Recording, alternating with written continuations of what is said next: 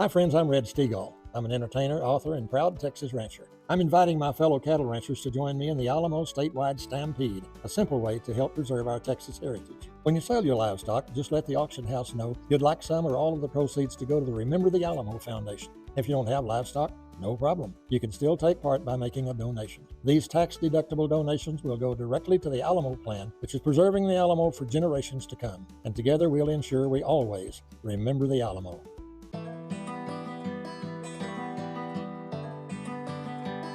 Stories bigger than Texas, the Alamo Podcast.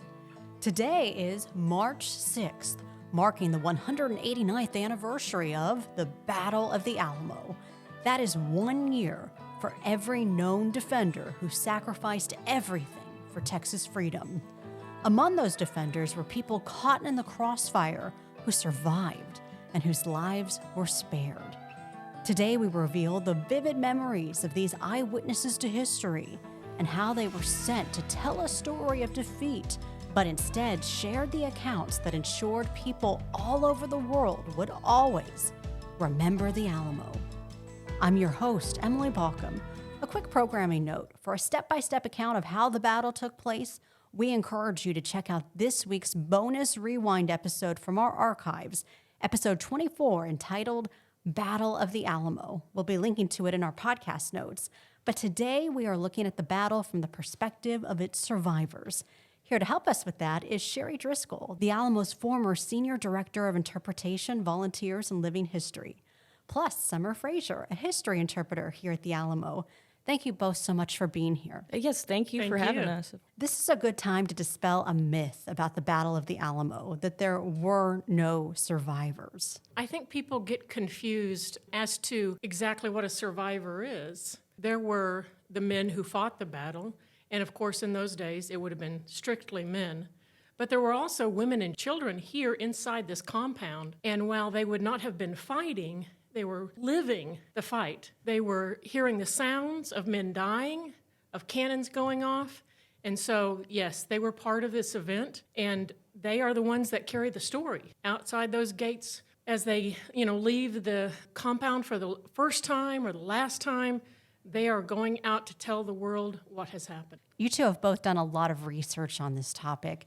How many survivors were there, and why is that just a really hard number to pin down? There is going to be around 18 to 25 women and children involved in the compound or the Fort Alamo and the Battle of the Alamo in 1836. It's hard to pin down because, history, things, people, their names and stories get lost to time, and that happens in all eras of history, and the Alamo is included in that as well. We just don't have a piece of paper that says, here is exactly who was there the morning of March 6th. Right, and when you're coming from such a chaotic event that you're experiencing and you're not even sure about, what the future holds, it's not something you think about writing down. For the most part, the people who survived, where did they ride out the battle? In a variety of places, but probably the best known location is the shrine, or what would have been the church of the Alamo at the time. Especially in the side room, the sacristy is where some of the women and children took refuge during the entire battle from beginning to end.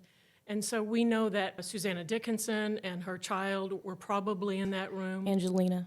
Along with several others. But there were other people in other buildings as well. Those are harder to pin down because you don't have, people lining up afterwards telling their story. It's kind of pieced together throughout the years. And so many of those buildings don't exist anymore, too. Exactly. The main survivors whose memories make up the account of the battle we know today are Susanna Dickinson and Travis's enslaved person, Joe.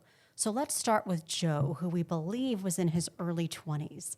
Where was he during the battle? So Joe is going to be, of course, always by Commander Colonel William B. Travis's side. But on the last day of the battle, on March 6th, when that call to action on that attack of climbing the walls from the Centralist troops is initiated, Travis and Joe are supposedly staying in his quarters, which on the west wall is considered the Trevino house. They're going to run to the north section of the wall. That's where Joe is going to give his account later on of Travis and his last stand as well. Travis called out, "Come on, boys, the Mexicans are upon us and we'll give them hell." What does Joe's account say happened next? He does see how Travis is fighting off any of the Centralist troops, especially, but Travis takes a shot in the head and then he falls out and hits the ground. Joe cries for Travis and he makes an immediate action to run back to the Trevino house to hide. Travis and Joe both fired their guns. Travis was shot down. Joe ran to the Trevino house for safety. How was he allowed out with his life spared? After the battle was over, there was a time period when the Mexican troops are clearing all of the buildings and the grounds to make sure that they have killed all of the combatants. But in that process, they're running across these women and children who we believe they spared. There is possibly a case of sort of shooting first and realizing that they've shot a woman or a child happening.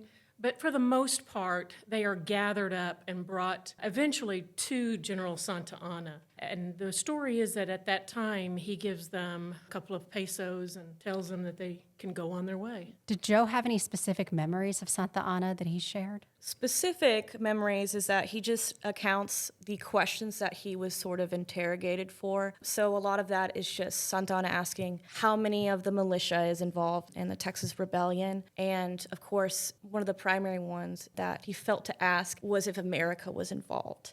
And that if they were, that he can take them out because he has Centralist troops to handle them. So he's trying to get intel out of Joe. Correct. Yeah.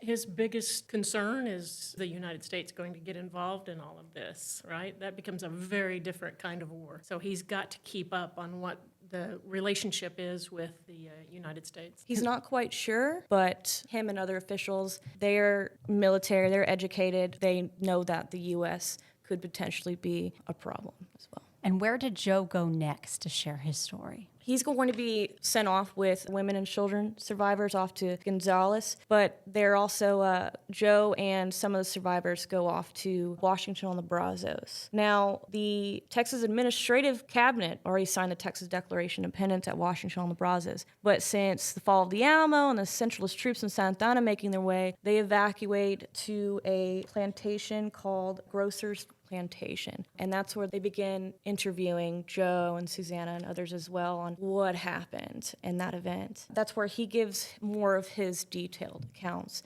That's fortunately written down by William Fairfax Gray. He mentions something in his diary and his recounting of Joe and his answers to that. Meantime, Susanna Dickinson hid in the sacristy with her infant daughter, Angelina.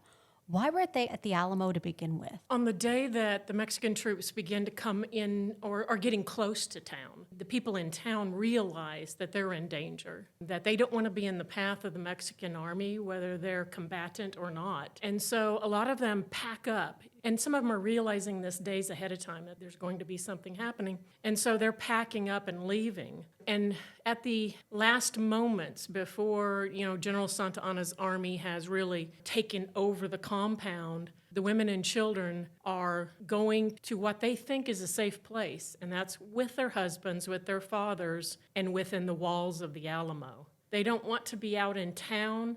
They're told that the Mexican troops will have no mercy on them.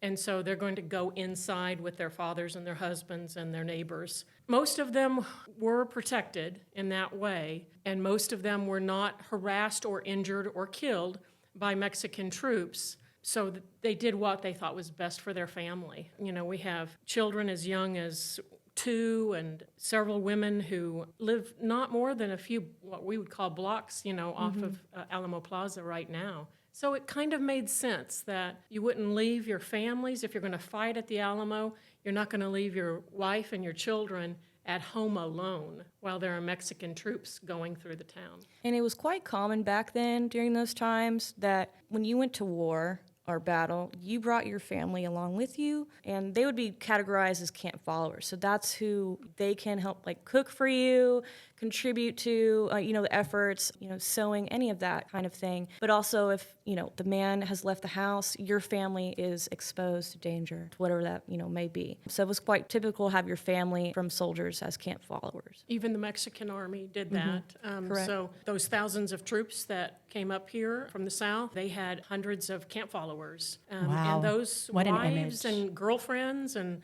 daughters were the ones who would cook the meals every night for the entire army. What are Susanna Dickinson's memories of the battle? Miss Susanna Dickinson does have a memory of, in the sacristy especially, on the sound of cannons, the sound of battle, swords clashing, men yelling, and the wounded groaning from the pain. And she does remember that last time she saw her husband, Almirone Dickinson, when the attack begun, he came to her and he was like, by God, they've breached the wall, they're inside, and please try to save yourself and my child. Very typical, very sad of saying a last goodbye, and I hope y'all live, before he, took a last stand as well with the other men. There is a story about one young man who was being chased by Mexican troops, and he made it inside the church and apparently into the sacristy. The Mexican troops were right behind him with bayonet, and they killed him, apparently in front of some of the women and children. And so some of those final moments of the battle were happening inside that church. And Susanna Dickinson also saw the bodies of Crockett, Bowie, and Travis. How does she describe that? So Susanna is led out with some sort of civility, specifically by a British soldier named Colonel Black, who was in the Mexican army. And while she was looking around and escorted out with the others, she does spot Crockett's body along with the others in the front of the church. That's how we believe Crockett was killed in front of the church. Correct. And of course, I know Joe gives that account as well, him fighting like a tiger in front before his death. Susanna saw the funeral pyre, and you just imagine she knows her husband's in there somewhere as well, and she's watching all the bodies burn. It was a definite statement, but it was also very common of that time period. And the reason for that is an army on the move does not have time to stop and bury the dead. They're dead or the other side's dead. A funeral pyre is the way that you take care of that issue. And that can cause all kinds of disease issues in town if it's not taken care of. So it sounds horrendous and disrespectful, but quite frankly, for that time period, the Mexican army was not going to stick around for a few days and dig a few hundred graves. Like Joe, she met personally with Santa Anna, and he offered to adopt her baby. What happened with that? Again, that's one of those, it does seem like pretty wild in our modern age. Like, wow, that's a weird move. And that's all you have left at this point, the baby. Right, you're like, absolutely not. But you have to understand, again, it's one of those, back in the day, in war times especially, it was quite typical for generals or people of a standard to give mercy to children that are orphaned by the war some way or another. They did it for mercy for the children. They would adopt them and take care of them. Or you could also see it as maybe some type of retribution for the horrors of war that occurred and the results of that. Susanna does end up keeping her baby, takes the baby with her with Joe to go share the story to the rest of Texas. Why did Santa Anna want specifically her and Joe to share their stories? It was a fear factor. It was like, we're going to bring this to an end as quickly as we can. And in those days, you had to, because you have to realize how far away from home you are and how far away from resupply you are. And so you need to make sure that everybody understands what is happening here. That was one way to do it. You just made sure that the reality of war, was in the forefront of everyone's mind. Also in the sacristy were the Esparza family. Ana Esparza was the wife of an Alamo defender whose story has really gotten more attention in the past few years. Can you share that story with us? The Esparza brothers. So there's Francisco Esparza that is enlisted in the Mexican army, but he's not engaged with the siege of Fort Alamo. And then there is Gregorio Esparza that is one of the Tejanos, defenders of the Alamo, where he also has his family protected inside as well. After the battle is over, Francisco is going to politely ask if he can have the opportunity to bury Gregorio and not be let susceptible to the pyre. And he does get approved for that, and he collects his brother. So Francisco is going to bury his brother Gregorio Esparza, a historic cemetery that's been in San Antonio even before these events, called Campo Santo. Who was in there with Mrs. Esparza? She has her children, along with Susanna Dickinson, and others. Angelina Dickinson. They're all and a couple gathered of in the other sacristy. women. But there is some movement during the siege. They might move around between rooms, but they also might, parent might move them to a different location. So towards the end there, it's a handful of people, but obviously enough to, tell the story. Mrs. Esparza was in there with her son, Enrique. How old was he during the battle, and what were his memories? So Enrique is going to be 8 years old at the time of the battle and his experience. He doesn't really give an interview till 1902. Wow, that's a long time later. That's 66 years after the Battle of the Alamo. And his first interview is going to be most crisp, sort of branded memory, as he mentions how he remembers what happened in the Alamo. In his first interview with the San Antonio Express, the last time he saw his father alive, he says, quoting, "On the last night, my father was not out, but he and my mother were sleeping together in headquarters. About 2 o'clock in the morning, there was a great shooting and firing at the northwest corner of the fort, and I heard my mother say, 'Gregorio, the soldiers have jumped the wall. The fight's begun.' His father got up, picked up his arms, and went into the fight. I never saw him again." Next time he sees his father, after he made his last stand, he was laying among others by one of the cannons. He later learned that Santa Anna did give his uncle permission to get his father's body and give it that proper burial. Mm-hmm. What does he remember about what he could see, what he could hear as a child? So it's going to be the same chaos that you would hear as on Esparza or any of the other survivors, of the clanging of swords, the yelling, and the dying, moaning, and the stampede and the smell of black powder, cannon fire, and just the shaking of the walls, and just like true chaos of warfare right outside those 4-foot thick walls. So if you think of the senses, it's what he could hear, what he could smell, but maybe not what he could see because it was so dark. Yeah, and he and others were all terrified. He mentions he's hiding in his mother's skirt and just having that anxiety of what's going to happen to them and what's happening to us. And, keep in mind, it's an 8-year-old kid, so... Yeah, and his story changes a little bit as he gets a little bit older, just like all of our stories might change as we get older. Memory does that. Right, exactly. So he's asked to retell this story over and over and over again. And so you can imagine, you get up to be about 70 years old or something, you're like, yes, I remember it. It was like yesterday. Yeah. He also has some memories that not everyone in the sacristy made it out alive. There is a possibility that, think about the fact that it's still not light outside, and it's certainly not light in the sacristy or the church at all. It's dark. There's also a lot of movement midway that you mentioned Right, it's before. like perhaps the soldiers are shooting at movement and not realizing that it might be a child. And so if the room is full of women and children and they just happen to burst into it thinking that there are going to be men inside, they're probably going to shoot first and ask questions later. Yeah. Enrique does remember a boy wrapped up in the blanket in one corner who was hit and killed.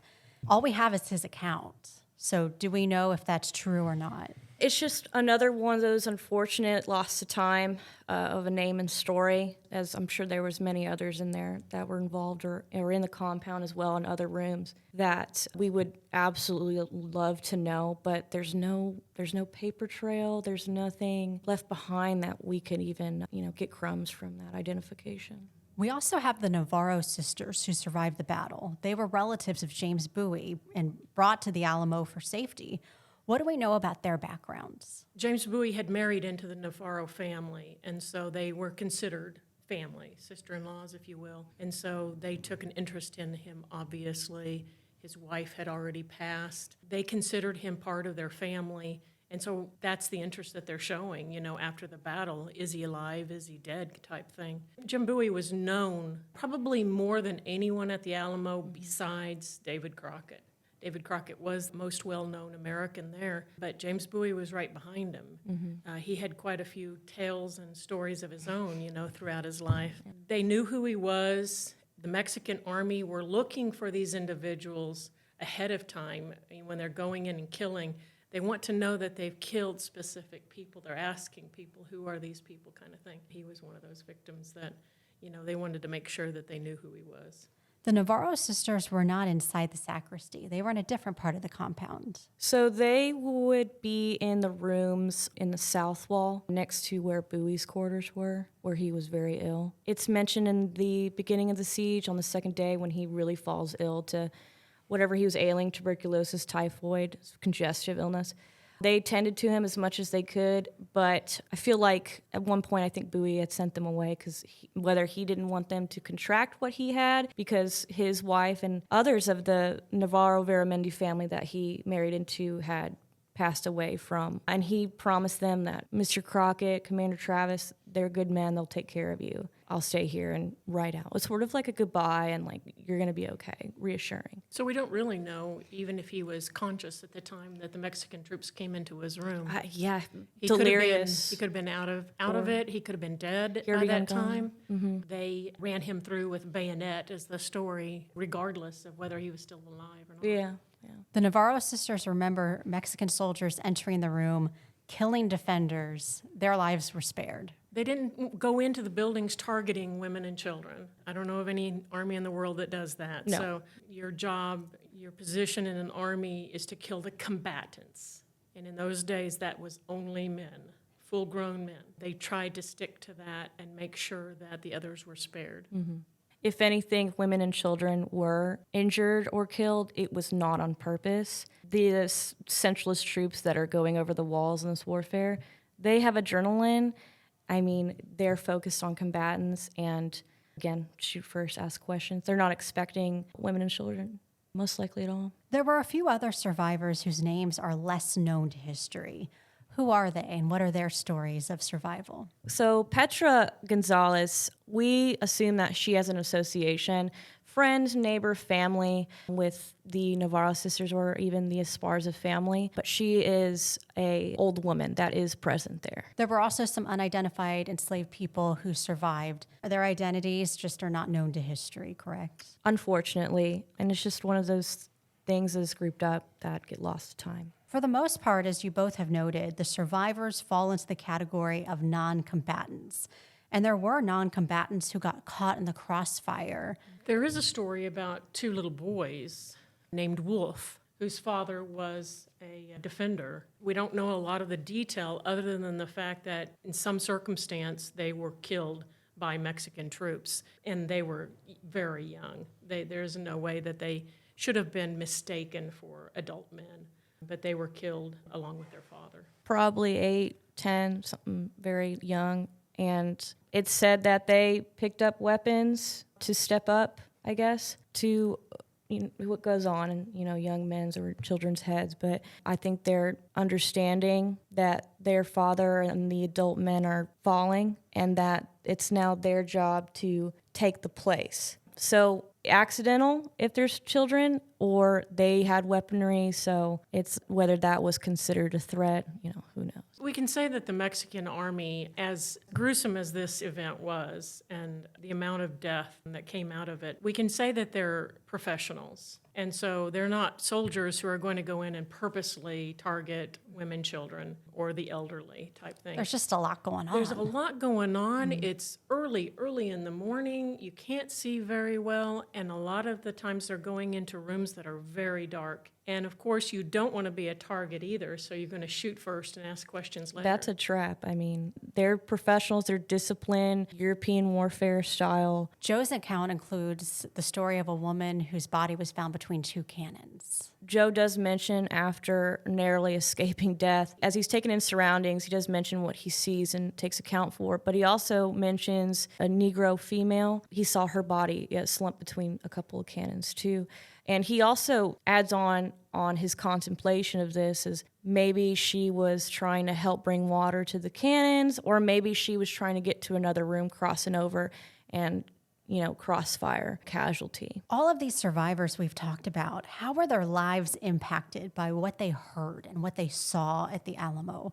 The historical record loses track of Joe shortly after the Texas Revolution, but what about the others? It was not easy to be a widow or orphaned in Texas in those years. There was just no way out unless you had extended family in the area that could help your family sort of recoup and move on. You were in a hard place. You're just sent off with a blanket and 2 pesos. That's exactly right. You also have to think, another reason why Santa Ana had asked Miss Susanna to take Angelina, because she just lost her husband and she has a young child. That's very difficult. So he's sort of asking, like, as callous this may seem today, he's offering her opportunity that I'll take care of your child, she'll have a good life, and you can start over. As women back then, you didn't have a lot of options back. It was very, very tough. Were these survivors haunted by their memories of the battle? Was PTSD is more of a modern thing, but you imagine they had to have it. Yeah, I mean, you have to consider their lives compared to ours today. Most of them were not wealthy, and most of them struggled through life in South Texas in those days. Death is more common. It's every day. Absolutely. There's some disease is going through every few months, There's a lot of death. You hear of stories after the battle where a lot of bodies are thrown into the river to get rid of them. Mm-hmm. That's your drinking source, right? Your fresh water is the San Antonio River, and all of those dead bodies are floating down the river there. It's contaminated now. So it's a rough place to be, and you would not be surprised if these women decided to move on and go someplace else. And a few of them did, but most of them were from this area, and they stuck it out and lived in San Antonio their entire lives. Mm-hmm. There was always that memory across the river at the Alamo, of course, that they could not get away from. Most of these families, you'll see them in the records of San Antonio down through the ages. Some of our listeners may have seen the Sacristy Immersive exhibit inside the Alamo Church. It opened September 2023. It brings the story to life of everything we've been talking about. After this conversation, how do you two think about that, and maybe explain it to some of our listeners who haven't seen it? When I first experienced that presentation that we have in the sacristy room, I thought it was really great on environmental storytelling of what those women and children may have experienced, or just a taste of that anxiety, that helplessness, and perhaps that sense of doom and mourning of what was potentially happening outside of your loved ones. It has that typical sound of warfare and chaos. It's cannons, it's gunshots, it's the horses. It's horses neighing, it's the swords clashing, it's yelling of Spanish, it's just a ton of anxiety, and it's just you're in the last room and this is it. So it gives you that sort of those negative feelings, and not just telling the story, but now you can get a little bit of understanding of their reality all those years ago. And that the emotion can really give people, other humans, an understanding to really help understand rather than just reading words or the history itself. I think sometimes it's tough to get the story of the Alamo when you visit, and not because of the site itself, but because of its surroundings. We're in a modern big city, and you hear horns and all kinds of noise. You have to sort of seek out those opportunities to understand this battle more, and I believe that sacristy exhibit does just that. It lets you know that people suffered here, and those women and children experienced things that no women and children should ever have to do. Our senior curator, Ernesto Rodriguez, often says the Alamo story is told by three groups of people whose voices so often go unheard in history: women, children, and the enslaved. And it's important we remember that. Sometimes they do get forgotten in history, and they have the most richest information that would surprise everyone. I agree. If without those women and children surviving this battle, we would know practically nothing. Correct, yeah. It's not like the Mexican army is going to come back and tell us everything they saw. Mm-hmm. And so it's only the survivors that can tell us what they saw, they heard, and they witnessed. It's a very powerful thing to think about 189 years later. Sherri Driscoll and Summer Frazier, thank you so much for joining us. Yes, thanks for having us. Yeah. Be sure to check out the podcast notes. As we mentioned at the top of the episode, we've linked to this week's bonus rewind episode from the archives, Battle of the Alamo. We've also linked to the firsthand accounts of many of these survivors. We have those accounts on our website so you can see their photos and read more about their memories. You've been listening to Stories Bigger Than Texas, the Alamo Podcast.